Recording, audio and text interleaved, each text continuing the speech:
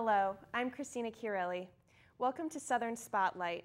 In today's episode, we'll shine some light on the technology here at Southern Connecticut State University. We'll take a look at Owl's Mail and the technology available to students and professors. Later, Stephen Collison will join us to talk about the technology in the library. Now let's turn things over to John for a look at Southern's new Owl's Mail service. Thanks, Christina.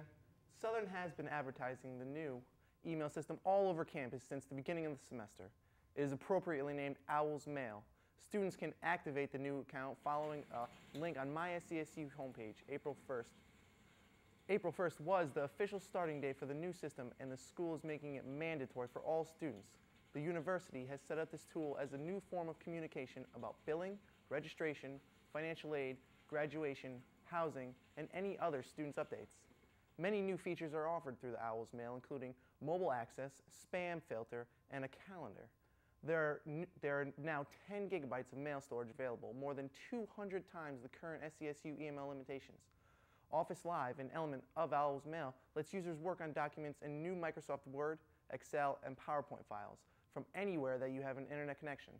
Another useful accessory is SkyDrive. It gives users an additional 25 gigabytes of data storage. Now, while some students are excited about the new components of Owl's Mail, others are apprehensive about how well the technology will function.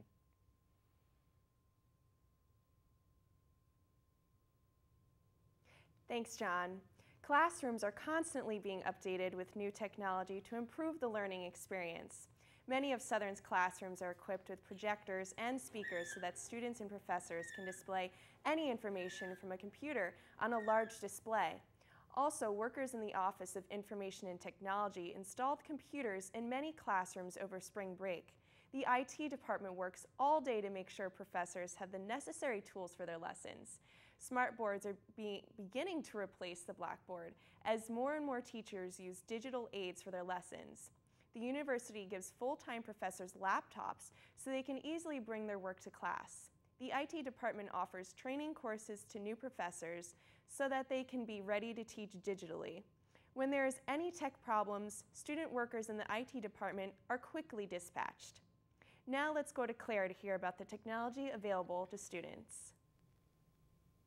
Thanks, Christina. Southern has about 1,000 computers spread out among many computer labs. The 4 major computer labs are located in the Adante Student Center, Bewley Library, and Jennings Hall. The lab in the Student Center is open from 7 a.m. to 11 p.m. Monday through Friday, and both the Student Center lab and the labs in Bewley Library have Saturday and Sunday hours too. A complete list of public computer lab hours can be found online at southernct.edu. In addition to the public computer labs on campus, there are also instructional computer labs. These labs are available for students who prefer to learn individually using programs during class. For those living on campus, there are 5 computer labs located on the residence side of campus. The labs are located in the following residential buildings: Hickerson Hall, Chase Hall, North Campus, and West Campus. A complete list of the residential lab hours can also be found online. Now, let's focus some light on what Southern students can do with a high-tech club. I'm M.Cash, and I'm a solo artist, but I'm also a part of a band called Satan Kills the Arrow. For the past 2 years, M.Cash, a hip-hop/R&B artist, has been involved in the Southern Connecticut State University fall event SynFest. How did you become a part of SynFest? 2 years ago, I was contacted by the Southern radio station, and they presented me the idea about a concert that they would be doing in the spring called SynFest with like various bands and different types and genres of music, and I just joined it. I just wanted to be a part of it. SynFest, a free concert hosted by SCSU, sponsored by SCSU's radio station WSIN. SynFest is a fall event put together by hardworking students and staff at SCSU. I think it's always fun to be at like a college atmosphere because I'm in college and I go to Central, so the atmosphere was pretty fun. It's easy to relate to the people because they're in the same age group as me. The second year was a lot of fun. It was just as much fun as the first year.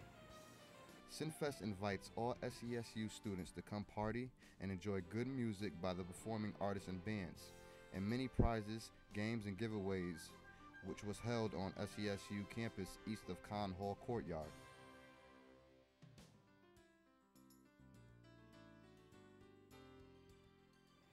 Did you enjoy yourself and would you do it again? Yeah, I definitely enjoyed myself, and I would definitely always be a part of it. I think it's something that I could always come back home and do, so definitely. Southern's radio channel, WSIN, regularly hosts concerts during Student Appreciation Week. The concerts are arranged by radio club students. They also host their own weekly radio show. The technology needed for these operations is very complicated, but the club members are eager to learn.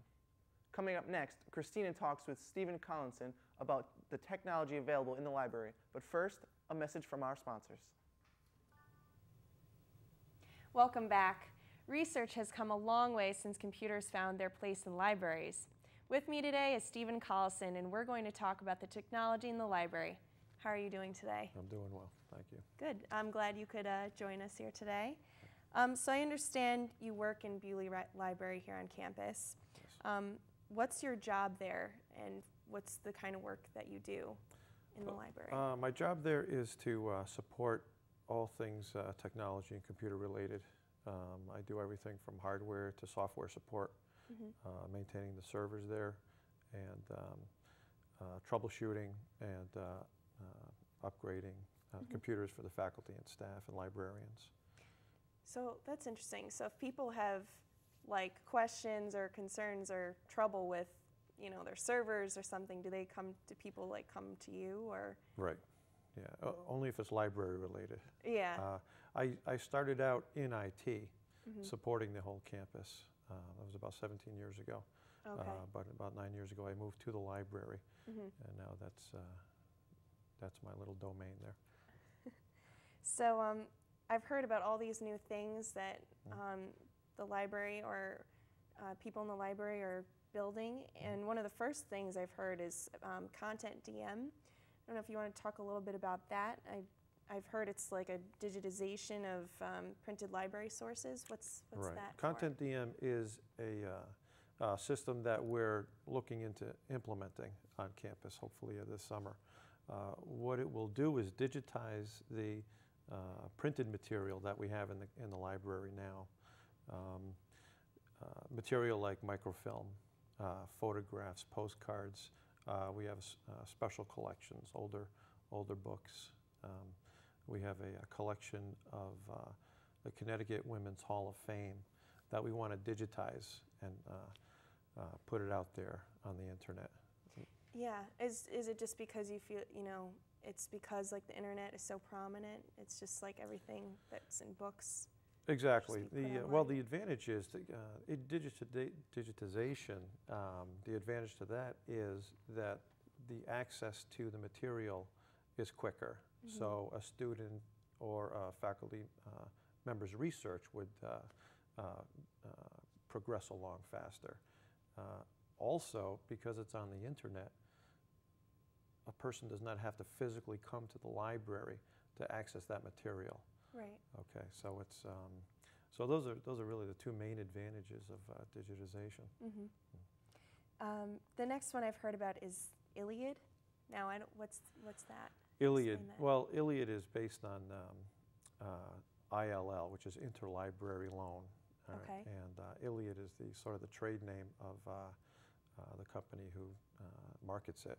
And Iliad is basically a system of lending and borrowing books, journals, other materials, dissertations from other libraries. We'll borrow books from other libraries in state and really anywhere in the country. And we'll borrow books from them, they'll borrow books from us. So it's a two-way borrowing system. And students and, again, faculty, and really anybody on campus can access those materials. There's no limit to what they can borrow. So you're bringing like outside resources right. onto the campus. Right, because our library can't physically house every book that there is. Right. So we sort of set up a network to allow for borrowing and lending of books among other libraries. So I guess this is coming about because of text messaging, now SMS services. How is Right. that going to come into play with resources?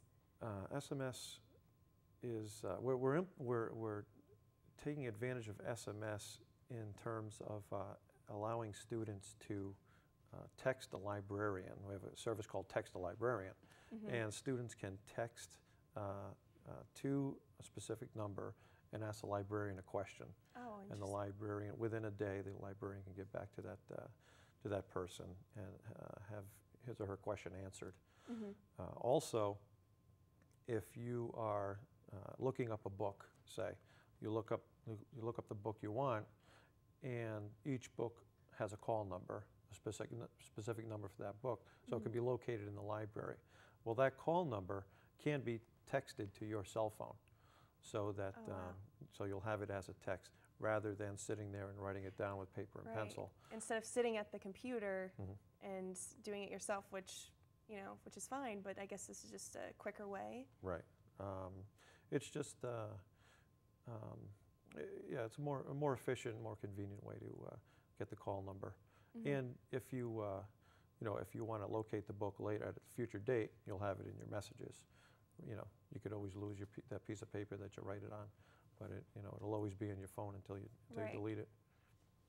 So, technology in the classroom is a vital element in today's education system. It's apparent that the latest tech is the key to success in the digital age. Thanks for joining us. For Southern Spotlight, I'm Christina Chiarelli. See you next time.